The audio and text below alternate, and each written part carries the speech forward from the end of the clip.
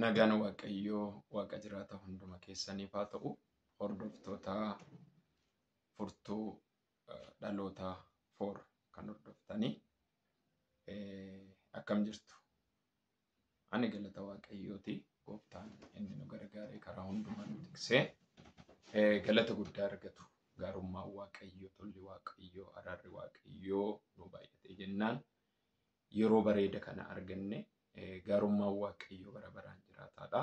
Tole gaanii maqaan kiyya ergamaa yaada isaa gaariiti. Yeroo baay'ee toora YouTube keenya irratti ergaan sagalee Waaqayyoo hin darbaa akkuma kana dhugaa baatii hiikamsa Waaqayyoo karaa garaa garaa namoota godhuu dabarsaa jirra. Kana irratti namoonni hordofaa jirtan Waaqayyo sinaa eebbisuun ergaa kooti. Akkuma kana immoo ergaa ilaaltan kana ofii qofa hin ilaalina namoota dabarsaa jechuudha. Dhaloonni akka irraa eebbifamu, dhaloonni akka ittiin ilaalee hiikamu, gargaarsi Waaqayyo namootaaf akka ta'u haala kanaan hojii wangeelaa nu faana hojjedhaan ergaa keenya. Waldaan keenya idileen yookiin immoo sagantaan idilee kamisa guyyaa guutuu sagantaa fayyinaati jechuudha. Sagantaa fayyinaa kanarratti namoota baay'ee Waaqayyo hiikaa jira. Naannoo Liiban Cuqqaalaa, naannoo Adulaalaa fi naannoo Bishooftuu Moojoo, naannoo Qooqaa, Alamxeenaa, naannoo kana Maqii, naannoo kana warri jirtan sagantaa kana hirmaattota ta'uu hin dandeessu. Akkuma kana dilbatallee kan itti fufedha. Waldaan keenya hojii wangeelaatti kenname hojii guddaa hojjechaa jirti jechuudha. Waaqayyoon amanachuun guyyaa rakkinaatiif nama gargaaraa kan jedhu irratti dubbii Waaqayyo yeroo gabaabaa isinii hireen yookiin nu hireetanii kadhadhaa erga guyyaa har'aatiif. Waaqayyoon amanachuun guyyaa rakkinaatiif nama gargaaraa kan jedhu sagalee Waaqayyo waliin dhageenya. Macaafni qulqulluu gaafa dubbatu raajii Ermiyaas 17:7 irratti akkas jedha. Namni ana Waaqayyoon amanatu gammachuu qaba. Ana qofattis kan of kennu haa gammadu jedha. Waaqayyoon amanachuun guyyaatti nu gargaaru qaba. Gowwoonni waa baay'ee jechuu danda'u, gowwoonni waa baay'ee dubbachuu danda'u malee Waaqayyoon amanachuun keessan, Waaqayyotti of kennuun keessan, Waaqayyoon abdachuun keessanii guyyaatti teessaniif qabdu. Yookiin immoo guyyaa rakkinaa, guyyaa dhiphinaa, guyyaa homaa of biraa dhabdan Waaqayyo guyyaatti isin qaqqabutu jira. Waaqayyoon amanachuu jechuun itti of kennu, itti of laachuu waan ta'eef Waaqayyo guyyaatti isin gargaaru qaba. Namoota Waaqayyoon amanatan keessaa kan oolan keessa guyyaa rakkinaa kan akka Daani'eel. Daani'eel boqonnaa 6 gaafa dhaqxanii ilaaltan Daani'eel Waaqayyoon in amanata ture. Amanannarra darbeetu Waaqayyoon hin kadhata ture. Waaqayyoon hin galateeffata ture. Waaqayyoof ulfina hin dhiyeessa ture. Haa ta'u malee Daani'eel Waaqayyoon otoo kadhatu, Daani'eel Waaqayyoof uquba otoo galchuu namoonni baay'een qormaata gurguddaa irratti kaasan. Qormaanni isaan qabatanii dhufan Daani'eel mudaa kamiyyuu irraa barbaadanii dhabanii Waaqayyoon amanachuusaa qofa, Waaqayyootti of kennuusaa qofa, Waaqayyoof jiraachuusaa qofa. Namni kuni waan nuti amananne amanachuu dideedha. Har'a Waaqayyoon amanattanii gaafa jirtan, biyya jirtanitti, waldaa jirtan iddoo garaa garaatti namoonni isa amantan kana keessatti isin ceephuu danda'u, waa baay'ee isiniin jechuu danda'u. Ani garuu ergaa tokko nan dhaga'e isiniif. Guyyaa rakkinni hammaachaa deemu, yeroo rakkinni hammaachaa deemu, bara ciniinsuun dhalootatti hammaachaa deemu, iddoo golgaa isinii ta'a Waaqayyo. Iddoo baqannaa isinii ta'a Waaqayyo. Iddoo dhokattanii keessa waa ooltan isinii ta'a Waaqayyo. Daani'eel hin nyaatamu. Ijoolleen sadan Waaqayyoon amanatanii biddatti galanii hin nyaatamu. Sababbiin isaa Waaqayyoon namni amanate hin cabu, hin badu, karaatti nafu. Kanaaf Waaqayyoon amanachuu jechuun itti of laachuu jechuudha. Itti of kennuu jechuudha. Anaan kan na gargaaru Waaqayyo qofa gaafa nuti jechuu dandeenye Waaqayyo immoo nu gargaara. Milkiyaas 4:1 irraa kaasee akkas jedha. Isa kana dubbadheen xumura. Waaqayyo gooftaan maccaa guyyaan akka iddoo ibiddaa gubu hin dhufaadha. Yommus warri kortuunii fi warri hamaa hojjetan hundinuu akka cidii hin ta'u. Guyyaan dhufu sun isaaniin guba, hidda isaaniis yookiis immoo damee isaanii nambisuudha. Guyyaan sodaachisaan tokko jira guyyaa keessa. Guyyaan rakkisaan tokko jira guyyaa keessa. Guyyaan dhiphisaan tokko jira. Guyyaan sodaachisaan dhaloonni baay'een itti cinqaman tokko jira. We'll see for future. Gara fuulduraatti kan ilaalamu guyyaan tokko jira.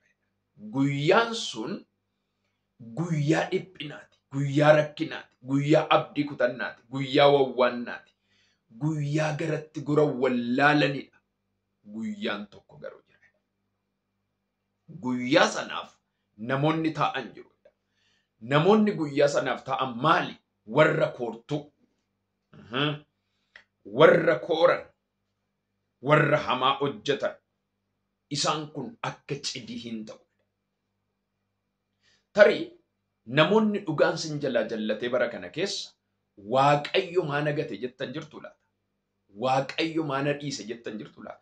Otoon isa eeggadhu dhugaan koo bade, otoon isa eeggadhu dhugaan koo jallate, ananumtu naa beekuu dide, warri itti iyyadhes deebii naa laachuu dida, warri itti madhes deebii, ani iyyadheen qobaa jira yaa nama jettu, ani ergaan sii qaba. Waaqayyo guyyaa warra koortu, warra hamaa hojjettutti Waaqayyo guyyaa fida.